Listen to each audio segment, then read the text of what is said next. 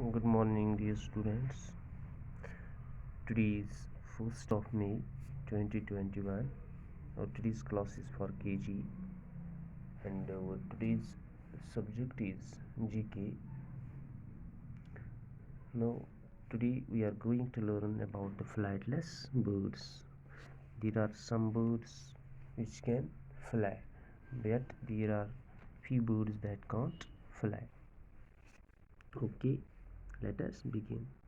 This is known as kiwi, Kiwi, kiwi.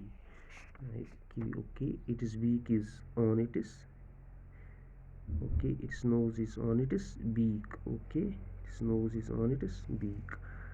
And this is known as kakapo, K-A-K-A-P-O, kakapo. It is a kind of parrot. It is a kind of parrot, but can't fly. But it cannot fly. Okay. This is known as penguin. This is known as penguin. It has flippers. It has flippers. Okay, these are known as flippers. It can drink seawater. This is an ostrich. This is an ostrich. Okay, it is the largest bird. It can run very fast. Okay, okay. This is an emu. This is an emu.